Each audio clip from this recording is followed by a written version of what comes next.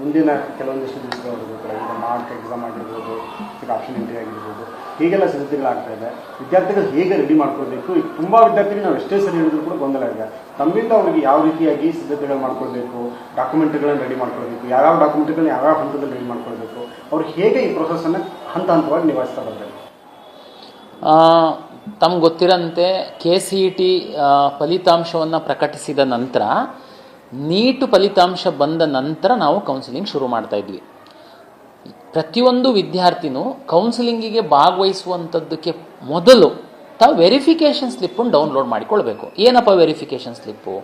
ತಾವು ಅರ್ಜಿ ಸಲ್ಲಿಸುವಂತಹ ಸಂದರ್ಭದಲ್ಲಿ ತಾವು ಯಾವ ಮೀಸಲಾತಿಗಳನ್ನು ಕ್ಲೈಮ್ ಮಾಡಿರ್ತೀರಾ ಅದೆಲ್ಲದೂ ಆ ವೆರಿಫಿಕೇಷನ್ ಸ್ಲಿಪ್ಪಲ್ಲಿ ಬರುತ್ತೆ. ಜೊತೆಗೆ KCET ರ್ಯಾಂಕ್ಗಳು, ನಾವು ಬೇರೆ ಬೇರೆ ಕೋರ್ಸಿಗೆ, ಅಗ್ರಿಗೆ ಬೇರೆ, ವೆಟರ್ನರಿ, ಇಂಜಿನಿಯರಿಂಗಿಗೆ ಬೇರೆ ಬೇರೆ ರ್ಯಾಂಕನ್ನು ಕೊಟ್ಟಿರ್ತೀವಿ. ಆ ರ್ಯಾಂಕ್ಗಳು ಸಹ ಅದರಲ್ಲಿ ಬರುತ್ತೆ. ಹಿಂದೆ ನೀಟು ಫಲಿತಾಂಶ ಬಂದ ನಂತರ ಶುರು ಮಾಡೋದ್ರಿಂದ ನೀಟ್ ರ್ಯಾಂಕ್ ಸಹ ಇರ್ತಿತ್ತು. ಈ ಸಾರಿ ನೀಟ್ ರ್ಯಾಂಕ್ ಇರಲ್ಲ. ನೀವು ವೆರಿಫಿಕೇಷನ್ ಸ್ಲಿಪ್ ಡೌನ್ಲೋಡ್ ಮಾಡ್ಕೊಂಡು ತಾವು ಅರ್ಜಿ ಸಲ್ಲಿಸುವಂತಹ ಸಂದರ್ಭದಲ್ಲಿ ನೀಡಿರುವ ಎಲ್ಲ ಮಾಹಿತಿ ಕರೆಕ್ಟ್ ಇದೆ ಅಂತನ್ನುವಂಥದ್ದನ್ನು ತಾವು ವೆರಿಫಿಕೇಷನ್ ಸ್ಲಿಪ್ಪಲ್ಲಿ ಒಮ್ಮೆ ಪರಿಶೀಲಿಸಿಕೊಳ್ಳಿ. ಈ ಸರ್ ತಪ್ಪಿದೆ, ನಾನೇನು ಮಾಡೋಣ? ಉದಾಹರಣೆಗೆ ಕನ್ನಡ ಮೀಡಿಯಂ ಅಂತ ನೀವು ಅರ್ಜಿಯೆಲ್ಲ ಹಾಕಿರ್ತೀರಾ. ತಾವು 1ನೇ ತರಗತಿಯಿಂದ 10ನೇ ತರಗತಿಯವರೆಗೆ ಕನ್ನಡ ಮೀಡಿಯಮಲ್ಲೇ ತಾವು ಸ್ಟಡಿ ಮಾಡಿರ್ತೀರಾ. ತಮ್ಮ ಎಲ್ಲ ಮೂಲ ದಾಖಲೆಗಳು ತಮ್ಮ ಹತ್ರ ಇದೆ. 1ರಿಂದ 10 ತನಕ ಗ್ರಾಮೀಣ ಪ್ರದೇಶದಲ್ಲಿ ತಾವು ಓದಿರ್ತೀರಾ, ಎಲ್ಲ ಮೂಲ ದಾಖಲೆಗಳಿದೆ. ನೀವು ಅರ್ಜಿಯಲ್ಲಿ ಸಹ ಹಾಕಿದ್ದೀರಾ. ಆದರೆ ವೆರಿಫಿಕೇಷನ್ ಸ್ಲಿಪ್ಪಲ್ಲಿ ನೋ ಅಂತ ಬಂದಿದೆ.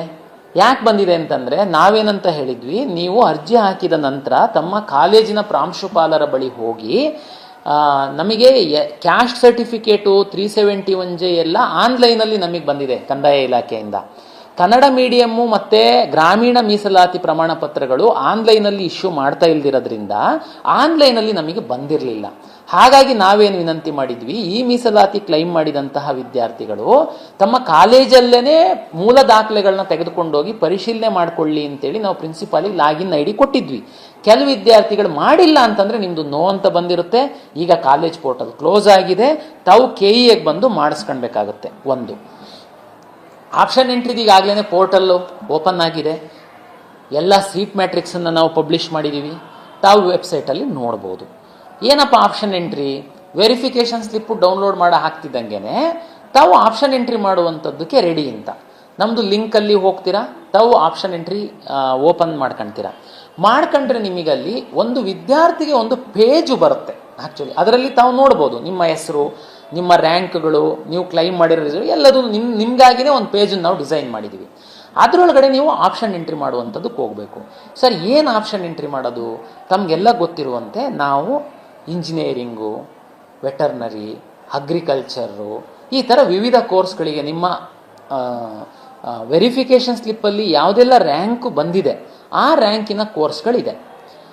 ಉದಾಹರಣೆಗೆ 75,000ಕ್ಕಿಂತಲೂ ಹೆಚ್ಚು ಇಂಜಿನಿಯರಿಂಗ್ ಕಾಲೇಜಲ್ಲಿ ನಾವು ಸೀಟನ್ನು ಅಲಾಟ್ ಮಾಡ್ತಾ ಇದ್ದೀವಿ. ಹೇಗೆ ಅಂದರೆ, ಸರ್ಕಾರ ಮತ್ತು ಖಾಸಗಿ ಇಂಜಿನಿಯರಿಂಗ್ ಕಾಲೇಜುಗಳ ಒಕ್ಕೂಟದ ಒಂದು ಒಮ್ಮತದ ಒಪ್ಪಂದದಂತೆ 45% ಪ್ರತಿ ಕಾಲೇಜಿನ ಪ್ರತಿ ಕೋರ್ಸಿನ ಸೀಟುಗಳನ್ನು ನಮಗೆ ಬಿಟ್ಟುಕೊಟ್ಟಿದ್ದಾರೆ. KEಗೆ ಇಂಜಿನಿಯರಿಂಗಿಗೆ ಸಂಬಂಧಪಟ್ಟಂತೆ ಅಷ್ಟು ಸೀಟ್ಗಳಿಗೆ ಎಷ್ಟು ಶುಲ್ಕವನ್ನು ವಿಧಿಸಬೇಕು ಅನ್ನುವಂಥದ್ದನ್ನು ಸರ್ಕಾರ ನಿಗದಿಪಡಿಸಿದೆ ಒಪ್ಪಂದದ ಪ್ರಕಾರ. ಇಷ್ಟು ಫೀಸಿಗೆ ನಾವು ಸೀಟನ್ನು ಕೊಡ್ತೀವಿ. ಇವತ್ತು ವಿದ್ಯಾರ್ಥಿಗಳು, ನನಗೆ ಪೇರೆಂಟ್ಸಿಂದ ಫೋನ್ ಬರುತ್ತೆ, ಏನು ಅಂತಂದರೆ, ಪಾಪ ಇಷ್ಟು ದೊಡ್ಡ ಮಟ್ಟದ ಸೀಟ್ಗಳನ್ನು ನಾವು ಅಲಾಟ್ ಮಾಡ್ತಾ ಇದ್ದೀವಿ ಸರ್, ನಮ್ಮ ಯಾರೋ ಒಬ್ಬ ಫ್ರೆಂಡು, ನನ್ನ ಮಗನ ಫ್ರೆಂಡು ಇಂಥ ಕಾಲೇಜಿಗೆ ಹೋಗಿ ಅಡ್ಮಿಷನ್ ಆಗಿಬಿಟ್ಟಿದ್ದಾನೆ ಸರ್, ನನ್ನ ಮಗನು ಅಲ್ಲೇ ಸೇರಬೇಕು ಅಂತ ಹಠ ಮಾಡ್ತಾ ಇದ್ದಾನೆ, ನಮಗೊಂದು ಅನುಕೂಲ ಮಾಡಿಕೊಡಿ. ಅನುಕೂಲ ಅಂತ ನಾನು ಹೇಳೋದು, ನೀವು ಕೌನ್ಸಿಲಿಂಗಲ್ಲಿ ಭಾಗವಹಿಸಿದ್ದೀರಾ?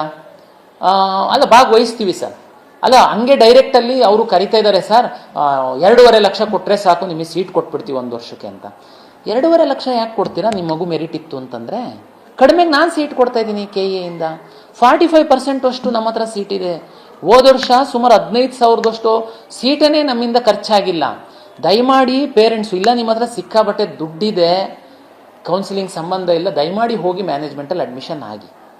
ದುಡ್ಡಿಗೆ ಬೆಲೆ ಇದೆ, ಕಷ್ಟಪಟ್ಟು ದುಡ್ದಿದ್ದೀವಿ ನಾವು, ಮಗನಿಗೆ ಮೆರಿಟ್ ಸಹ ಇದೆ, ದಯಮಾಡಿ ನಮ್ಮ ಕೌನ್ಸಿಲಿಂಗಲ್ಲಿ ಭಾಗವಹಿಸಿ.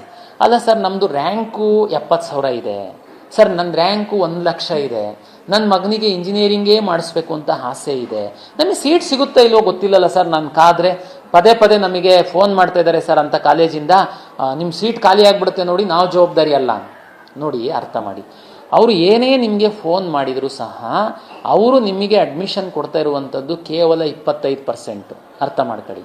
45 ನಾವು ಅಲಾಟ್ ಮಾಡ್ತೀವಿ, 30% ಕಾಮೆಟ್ಗೆ ಅಲಾಟ್ ಮಾಡುತ್ತೆ, ಉಳಿದಿದ್ದು 25% ಅವ್ರು ಡೈರೆಕ್ಟ್ ಅಡ್ಮಿಷನ್ ಮಾಡ್ತಾ ಇದ್ದಾರೆ. 25% ಅಂದರೆ ಸೀಟ್ ಜಾಸ್ತಿನಾ, 45% ಸೀಟ್ ಜಾಸ್ತಿನಾ? ನಮ್ಮ ಸೀಟ್ ಜಾಸ್ತಿ ಇದೆ. ಹಾಗಾಗಿ ದಯಮಾಡಿ ತಮಗೆ ಪೇಷನ್ಸ್ ಇರಲಿ. ಆಮೇಲೆ ತಮಗೆಲ್ಲ ಗೊತ್ತಿದೆ, ನಮ್ಮದು ಫಸ್ಟ್ ರೌಂಡ್ ರಿಸಲ್ಟ್ ಆದಮೇಲೆ ಕಾಮೆಟ್ಗೆದು ರಿಸಲ್ಟ್ ಕೊಡಬೇಕು ಅಂತಲೂ ನಮ್ಮದು ಒಮ್ಮತದ ಅಭಿಪ್ರಾಯದಲ್ಲಿ ತೀರ್ಮಾನ ಆಗಿದೆ. ಹಾಗಾಗಿ ನಾನು ಪೇರೆಂಟ್ಸಿಗೆ 50,000 ಇದೆ ಸರ್, 75,000 ಇದೆ ಸರ್, 1 ಲಕ್ಷ ಇದೆ ಸರ್, ನನಗೆ ಸಿಗುತ್ತೋ ಇಲ್ವೋ ಅನ್ನೋದು ಗೊತ್ತಿಲ್ಲ. ದಯಮಾಡಿ KEA ವೆಬ್ಸೈಟಲ್ಲಿ ಹೋಗಿ ಹೋದ ವರ್ಷದ್ದು, ಅದರ ಹಿಂದಿನ ವರ್ಷದ್ದು ರ್ಯಾಂಕ್ಗಳ ಮಾಹಿತಿ ಇದೆ, ಕಾಲೇಜ್ ವೈಸು ಬ್ರ್ಯಾಂಚ್ ವೈಸು ಮಾಹಿತಿ ಇದೆ. ದಯಮಾಡಿ ತಾವು ಚೆಕ್ ಮಾಡ್ಕೊಳ್ಳಿ, ನಿಮಗೆ ಗೊತ್ತಾಗುತ್ತೆ, ಒಂದು ಐಡಿಯಾ ಬರುತ್ತೆ ನನ್ನ ಮಗಂಗೆ ಸಿಗುತ್ತೋ ಇಲ್ವಾ, ಎಂಥ ಕಾಲೇಜಲ್ಲಿ ಸಿಗುತ್ತೆ ಅಂತ. ಒಂದು. ಎರಡನೇದು, ತಾವು ಅಗ್ರಿಕಲ್ಚರ್ ಕಾಲೇಜು 100% ನಾವೇ ಅಲಾಟ್ ಮಾಡ್ತೀವಿ. ಯಾವುದು ಖಾಸಗಿ ಅಗ್ರಿಕಲ್ಚರ್ ಕಾಲೇಜ್ ಕಳೆದ 2 ವರ್ಷದಿಂದ ಒಂದು ಶುರುವಾಗಿದೆ, ಅದರಲ್ಲಿ ಮಾತ್ರ 50% ಮೆರಿಟೋರಿಯಸ್ ಸ್ಟೂಡೆಂಟಿಗೆ ನಮ್ಮಿಂದ.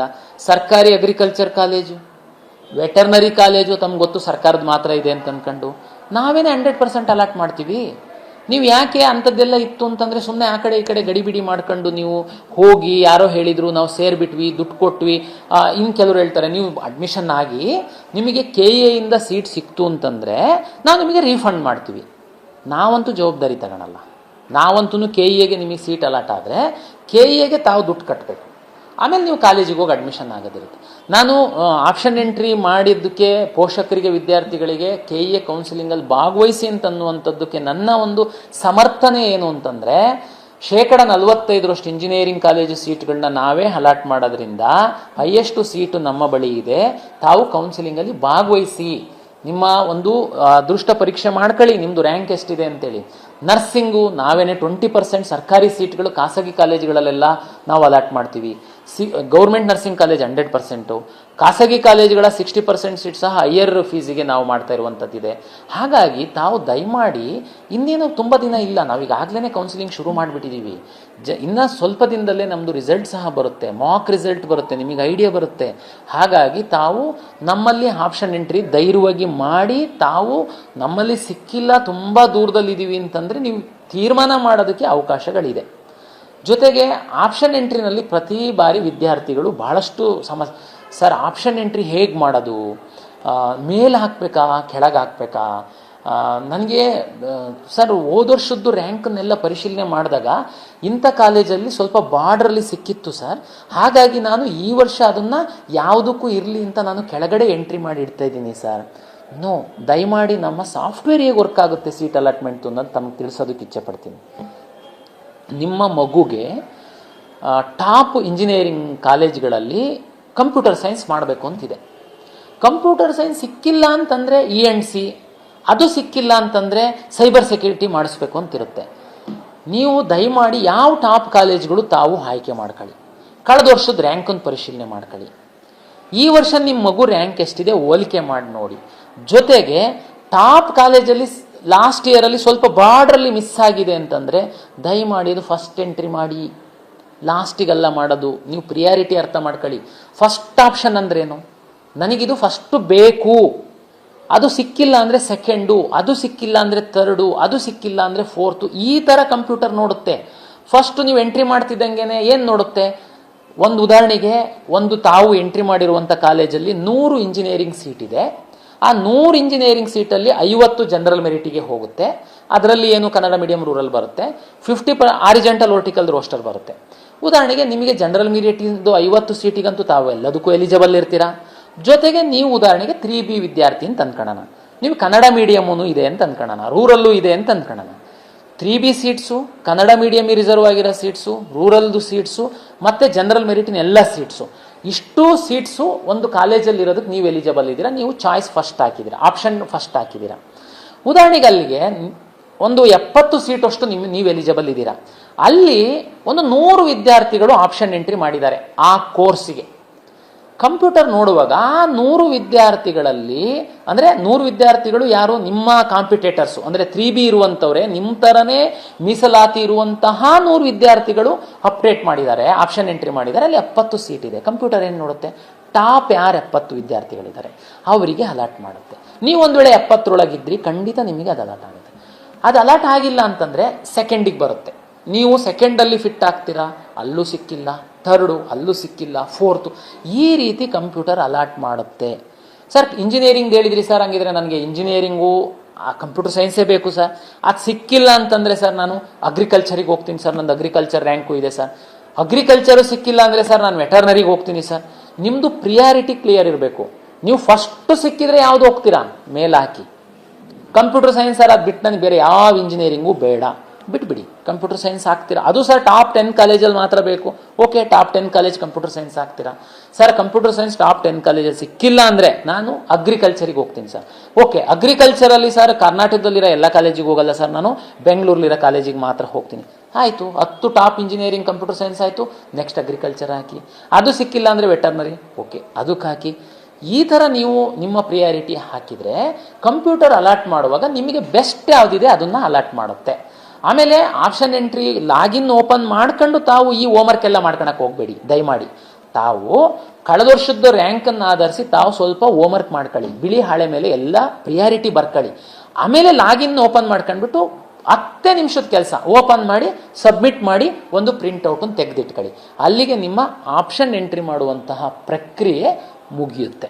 ಈ ಥರ ಒಂದು ಸಿಸ್ಟಮೆಟಿಕ್ ಮಾಡ್ತು ಅಂತಂದರೆ ನಿಮಗೆ best of the best college course ಸಿಗುವಂಥ ಅವಕಾಶಗಳು ನಮ್ಮಲ್ಲಿದೆ ಅನ್ನುವಂಥದ್ದು ನನ್ನ ಒಂದು ಮಾಹಿತಿ. ತಮಗೆ ಪ್ರಾಧಿಕಾರದ ಒಂದು ಮುಖ್ಯಸ್ಥನಾಗಿ ವಿದ್ಯಾರ್ಥಿಗಳು ನಮ್ಮ ಮೂಲಕ ಭಾಗವಹಿಸಿ ನಾವು ತುಂಬ ಪಾರದರ್ಶಕವಾಗಿ ಮಾಡ್ತೀವಿ ಅಂತನ್ನುವಂಥದ್ದು ನನ್ನ ಒಂದು ವಿನಂತಿ.